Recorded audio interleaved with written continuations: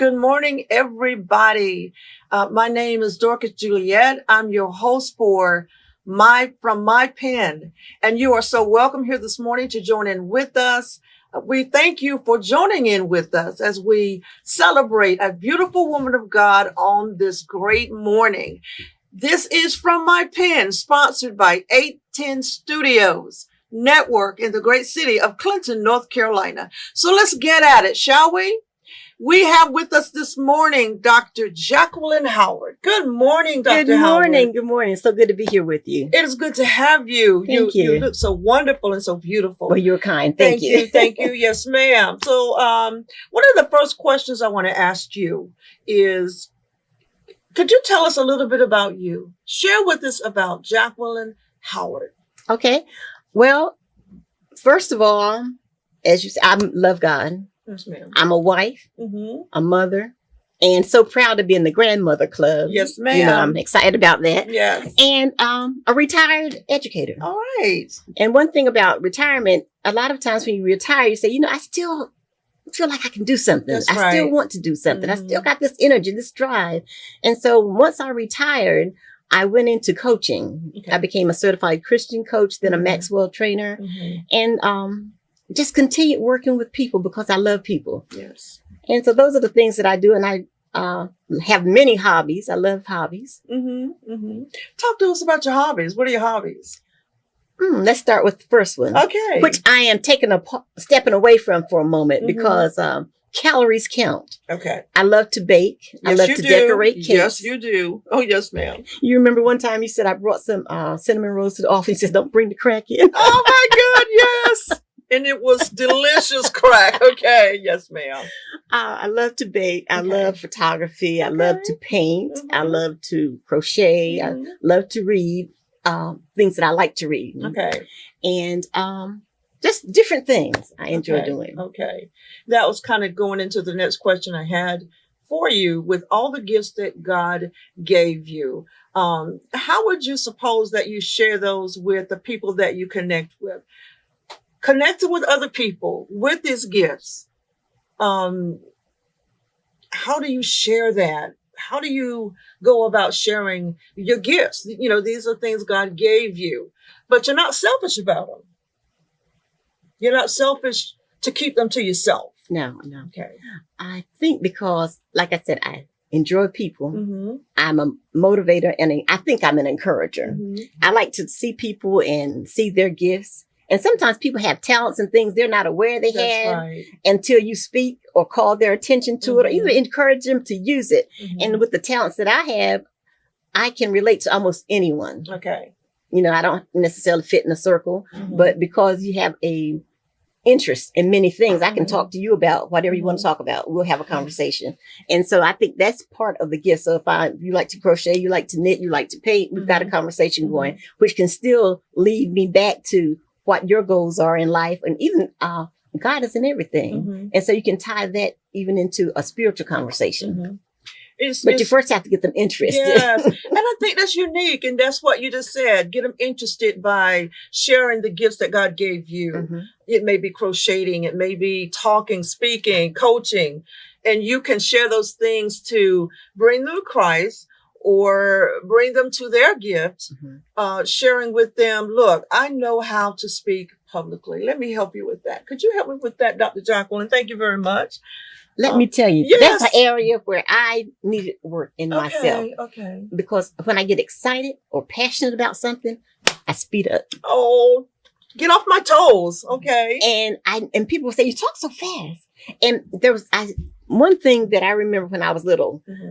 When people talk real slow, and this is not right now, sometimes I think they don't know what the answer is. Okay. And so I was determined I was not going to be slow. If you said something to me, I'm going to have a quick retort, or I was going to come back with the answer as quickly as possible. Okay. And so that caused me to speak fast constantly. Okay. But that's not what we need to do.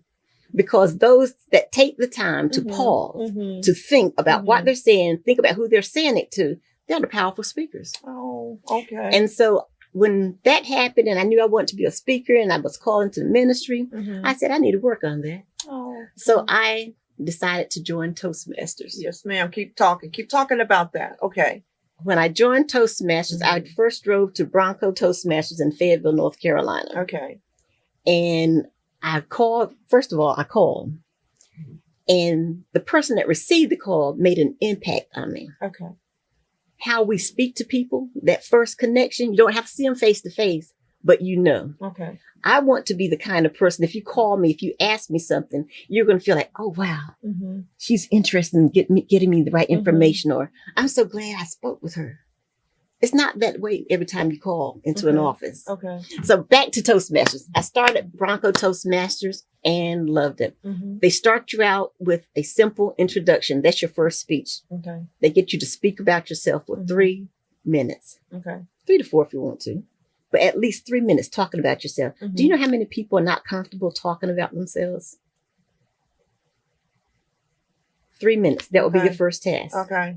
And then they break it down. Then you tell you how to build an opening, a strong middle, and then a close. Now, there's some people that need Toastmasters, not because they're not comfortable talking, but because they talk so much. And sometimes it's around and around. You say, okay, now where's the point? I'm trying to follow you. Do you call that babbling? No offense. You call that babbling a little bit. To the listener, it sounds like it sometimes. Okay. But a lot of people, they just enjoy talking and they want to hear themselves. And they're not interested in your comments or your feedback. They're not interested whether or not you're following along with them. But I'm going to get what I have to say out. Oh, okay. Toastmasters will help you with that. All right. I can do a commercial for Toastmasters. You did, or you're going to. Talk to me about another gift. Okay, baking, Toastmasters, preaching the gospel. I love preaching. Well, teaching. I know when God called me to that, and I went to our good bishop and I said, I've been called to teach. And I think I had to say that because I know it's a house of preachers, you know, and I just knew that was my lane.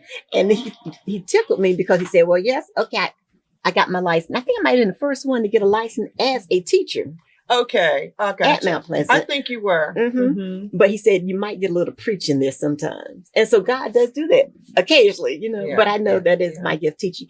And when he called me to preach, I was out walking and I'm about to get teary now, but he said, teach. And I'm thinking, well, I'm in the education profession now. I've been teaching, you know, that was before I went into administration. I said, I've been teaching. That's not what I'm calling you for. Okay. So yes. And so that's what I do. I, even with the leadership, I teach and you bring those elements in the Christian, the sound biblical doctrine, but you don't have to call it what it is, but it is what it is. Yes, ma'am. I understand that. You're an author. Here we go. Let me go to this one. You are an author. You write books, you write sermons. You probably write in a journal and that becomes a book.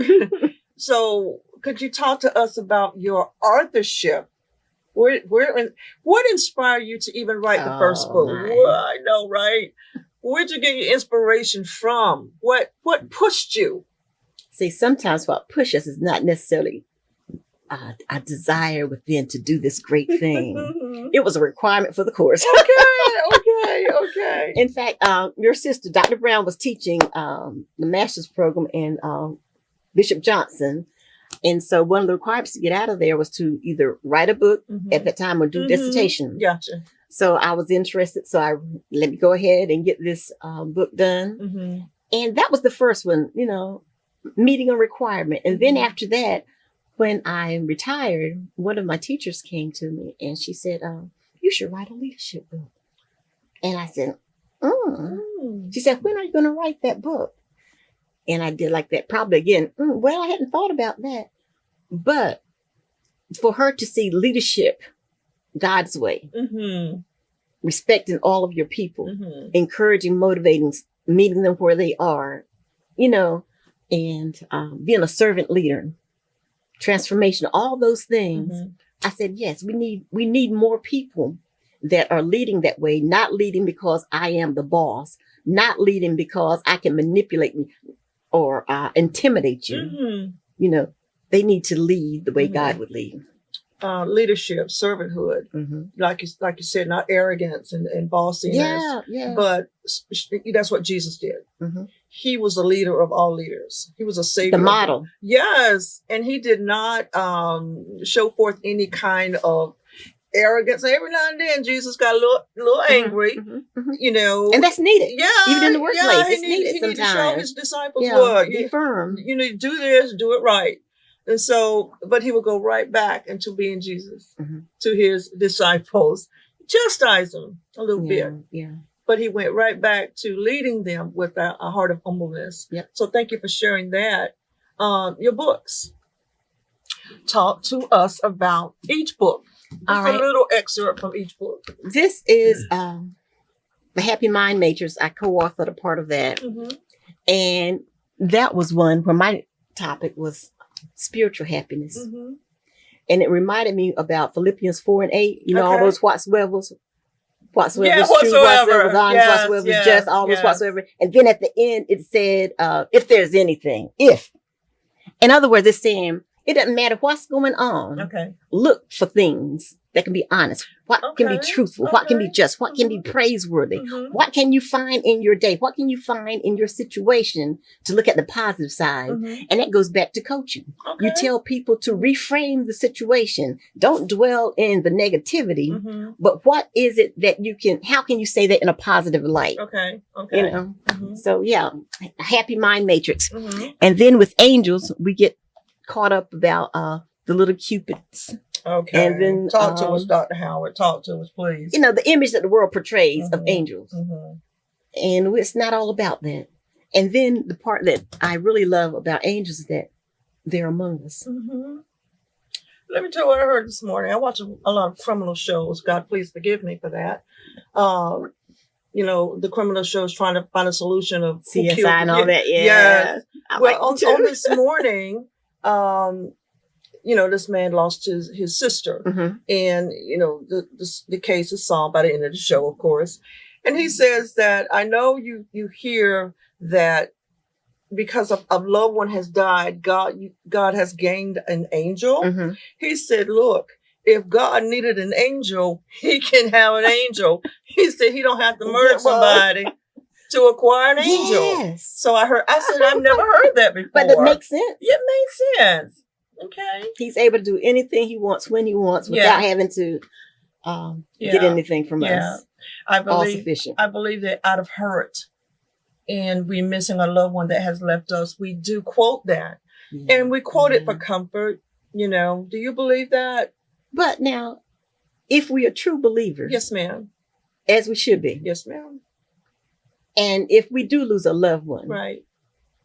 Then we need to focus on, although I am going to miss them because of my selfishness, really. Because they're going to a better place. Ma'am.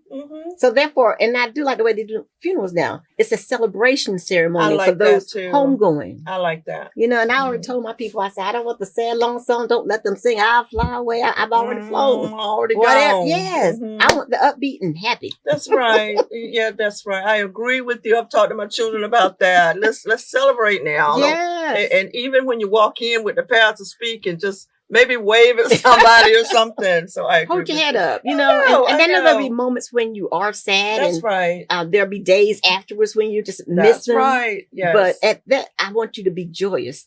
Think right. on those good things. Think on those honest things. Go back to 4 and 8. I love that. Yeah, I love that. You're going to have me read that when I go home. I sure am. What about this book up here? Oh, Leading God's Way. Okay. That is talking about leadership and how you create the environment. If the leader is bad, if the leader is very opinionated and does not listen, now this is the part I like. If you've got a boss or a leader, they never ask your opinion about anything. And when you do go with them something, because you work in it and you know what could make it better, they shoot it down. After a while, what's going to happen? You're going to get depressed, perplexed. You're going to be felt like that nothing is going to matter that I do. I'm not even going to submit anything else because you're not going to like it anyway. So I'm over here. You're over there. You're the punching boss. The clock, and I'm here. Yeah. Already resigned from the position, but I'm here showing up. Okay. So that means the company's not growing, the company's not thriving, and things that could be made better when you watch them fall. It's like, they should have asked me. I told them. I could have told them, or I meant, you know what I'm saying? Mhm. So it doesn't create a good environment for the workers, and that's when you have good people leaving sometimes. That's right. And it could be more than one that's happening Oh, to. absolutely. And you're losing, like you said, losing people, Mhm, period. mhm. And I like the fact too that when you have a good leader leading God's way, you're not intimidated by smart people around you. You want as many as you can get, because as you continue to grow, you lift them up. And when they go up higher, you go up higher. But we have a lot of leaders, they want to hold all the information close to their chest. They don't even really want to give you what you need to know. They just want to tell you and do what I say. Do you see that in the church as well with the body of Christ? Do you see that kind of leadership, which I don't know if we can call it leadership or not. Maybe there's another word. Do you kind of see that a certain leader, or I'm not going to call out any titles, in organizations, keeping all the information to themselves, so that you can feel better about yourself, and that the peons, the people under you, you may share with them or you may not. Jealousy, envy. Envy is the person that you're supposed to be leading. Why are you jealous of me? You're supposed to be the one got it going on. That happens in every organization, because every organization is full of people. Wow. And everybody has their own agenda. Yeah. But when it's done the right way, you are lifting people. That's Michelle Obama has this, one of the quotes she said, I think before she made the quote, she said, now, let's be clear. And then she said something to the effect that strong leaders lift people up. Powerful leaders get people together. Oh, I like that. That's and you know you can do more together than by yourself. That's right. That's going to be right forever. It's going to be right in 40 years. That it just is. Yeah. What kind of books do you like to read when you're home in your prayer closet, in the bedroom? Self-help book, personal growth. Okay. Because I know that if even in my preparation for workshops and retreats, those are things that I would incorporate in there, and it's fun to me. Okay. Plus, I learn for myself. Yes. You learn from yourself. I learn from myself. And as I read, particularly like boundaries, we talked about that earlier. I am one. I have to think about it with boundaries. I will, if you ask me to do something, I say yes, but then I need to think about what it is I'm planning to do myself. Okay. Because what you've asked me to do might take away from the time that I need to put into something else. Gotcha. And then there are some people who will just continually do for others to the detriment of themselves and what they're doing. Plus, they start to become resentful. Now, if you're going to do something for somebody to be resentful, you don't need to do it. You need to be bold enough to say, no, I can't do it today. Or either just no. How do we say no? Because we think we're gonna hurt the loved ones' feelings, especially family. Gosh, Dr. Howard. Do people tell you no?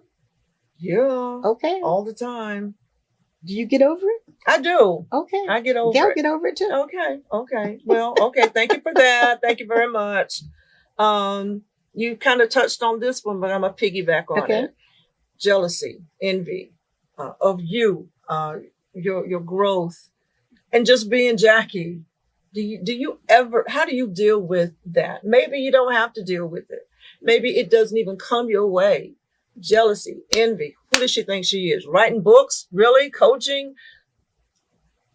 Do you ever encounter that, to your knowledge? To my knowledge, people might feel that way. But they don't really say anything to me about it. Okay. And because I try to be positive about things, when I detect something, I consider the source. Right. Okay. And they might be having some issues. Some other things might be affecting the way they're projecting it on me.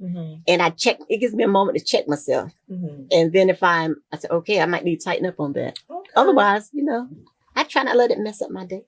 Okay. So you kind of try to filter that. Yes. With love. Yeah. Okay. And prayer. Because there was an old saying back in the day that they don't have a problem with me. The problem is with them. It lies within them, and they can't find themselves and what they want to do and their goals. Do you agree with that? A lot of what we feel is based on where we are in life. Okay. Based on what we've encountered. Based on our thoughts. Okay. How do we get out of that, Elder Elder Doctor Jacqueline Howard. Sometimes you might need a coach. Oh, yes. That is so true. That is so true. Most people, even coaches, have coaches, Okay. And I think as our culture, we're not really into coaches. Mm-hmm. But when you think about the professionals, the athletes, they have coaches. Mm-hmm. Actors and actresses have coaches. Mm-hmm. Business right. people, entrepreneurs have coaches. That's right. All a coach is one. They're not giving you the answer now, but they're asking you the hard questions. They're allowing you to talk and come up with your own resolution. Okay. But if you're not asked the right pointed questions, Okay. then you might not come to your own answer. Mm-hmm. But what I like is when you're coaching someone and you're asked, they'll give you a response, and you ask another question, Mm-hmm. and they answer it, and then they say, you see it. Mm-hmm. They see it. Mm-hmm. And that's the best answer. If you give somebody an answer and they do it, it doesn't work, then now she told me to do this and this didn't work. But when you come up with your own answer and you resolve your own situation, it's like, wow, I should have figured it out myself. Did you ever encounter, I'm sure you did, with coaching and now coaching, it's not going anywhere. People will come back and report to you that I found it. I got it. I've had one Mm-hmm. or two Mm-hmm. that really Mm-hmm. took off. Okay. And it makes you feel good. Okay. Makes you feel good. Okay. And the others, they might not be in your area, because I've coached in Europe because of Zoom. Wow. Because I of got Zoom, you. that, Okay. and I only had one client over there, but yeah. Where else? What other states? In the US? Just North Carolina, pretty Just much. North Carolina? Mhm. And Okay. Michigan. In creativity, having creativity, which I know that you do. Where do you go to create material that relates? That's going to relate to not just a person personally. Okay. Now, when I'm doing presentations to the school or for their staff, Gotcha. it's based on what the school needs. I'll usually ask, is there anything particular you want to touch on, or is there anything particularly school-wide goals or anything? And most of the time they'll say, well, we just want leadership, And so then I'll pull back to my Maxwell information, the Brian Tracy, or just information over the years that I've collected based on good supervision, communication. Okay. Because if you're a leader and you can't communicate with people, if everything that comes out of your mouth is harsh, you can be saying the right thing, but your tone might not be right. So we develop tone, and we get them to look at body language. Okay. So a lot of times, because if a boss comes in and they got this certain walk, you say, oh my, this morning is not a good day. Oh. And the same is with your workers, when you're speaking to them, are they with you? Do you need to restate what you're saying? Do you need to paraphrase, or ask them to paraphrase what you just said? Are you talking about body language from you speaking, or body language from the audience, or both? Both. Okay. You can tell. Okay. You can tell if you come in and speak to me this morning about life, health, and strength. And if I look at your body language, if it's the wrong way, I'm not going to get any life, health, and strength. I'm doing like, wow, like you said, what's up? I'm not getting it, and I'm feeling it. And then you leave the situation unfulfilled. Yeah. From the speaker or from the giver. Yeah. So, okay. So knowing your audience is very key in preparation key. of whatever you're saying. That's key. That's great. What would you like to leave with our viewing audience on this morning? If you were to give them just a few minutes, give me a few minutes and speak from your heart. From my heart to you. Yes, ma'am. I'd like to say it's time for you to feel empowered enough to change your world. Maxwell has just written a book, Change Your World. And I was thinking about John Lewis. Okay. If not now, then when? Yes, ma'am.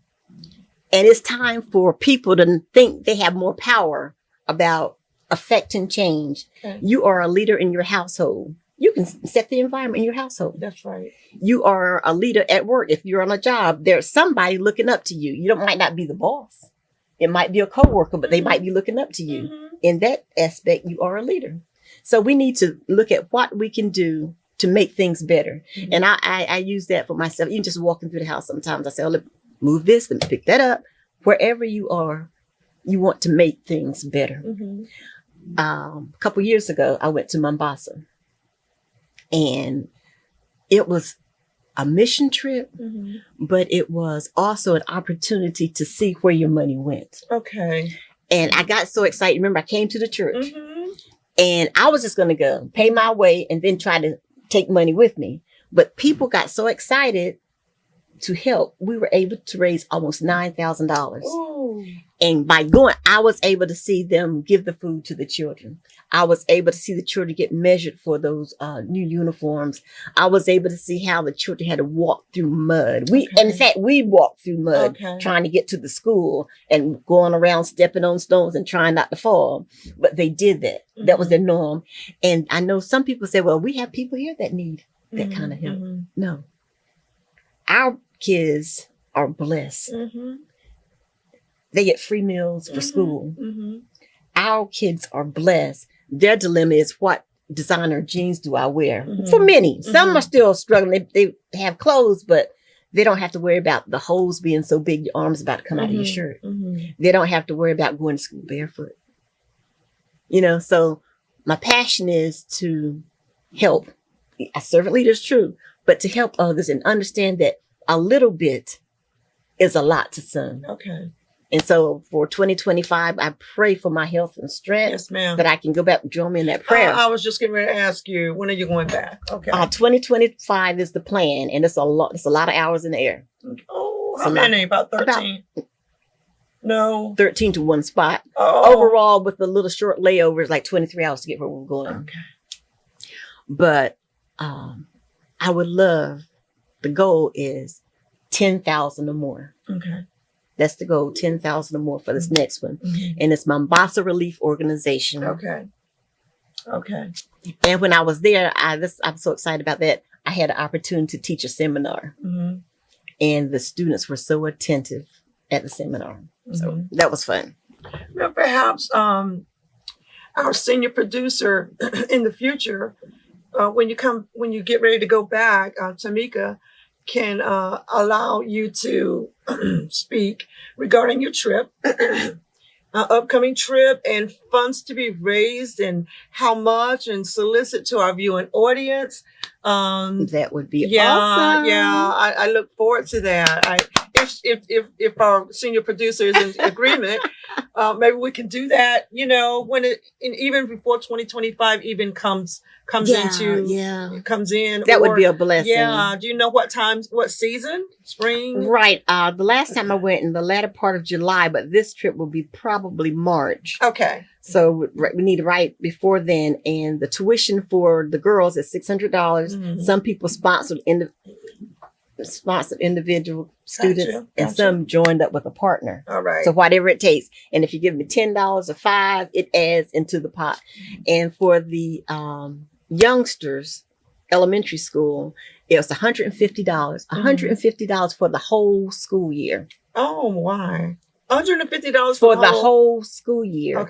And to buy uniforms for them was less than $20. You know, we talk about $20, how far it will go here. They get the whole uniform for less than $20. So our little bit means a lot to them. It does. And I just want to, and I know we say this all the time, that we waste $20 at McDonald's. Easily. Joelle and I wasted $20 yesterday. And it wasn't even worth it. It wasn't even that good. Well, we did. I started saying we did Arby's, and she didn't even eat the rest of it. I mean, you know what I'm saying? I know. She loved the fries, and I said, "You're not going to eat that." So there's a lot of waste, and not intentional waste, but we're just blessed. We are blessed people. We really are. And I just want to not only congratulate you for all you do, but you have inspired me this morning. You've shared things with me that I didn't know, and I know now. And as I know these things, what am I going to do with them? Apply them. Yes, ma'am. Not just an interview, but you have given me insight. You've inspired me. You filled my heart with many coaching and teaching moments. And I just want to thank you for that. Thank you. Thank you, Dr. Howard. Thank you so much for being with us this morning. Thank you for this opportunity and be here with your audience. It's been fun. Yes, ma'am. It really has. Thank you, viewing audience, for coming in with us this morning. Tune in for the next time of From My Pen. As you're sitting out there in our audience, just praise God for Dr. Howard. We'll see you next time. God bless you. To get her books, Dr. Howard, how are we going to get your books? Well, you can just Google me. Okay. And if you're local, call me and I'll sign up a copy for you. Okay. God bless you all. Thank you and have a great rest of the day. Bless you. All right, ladies. Right. I actually did that in 30 minutes. Okay.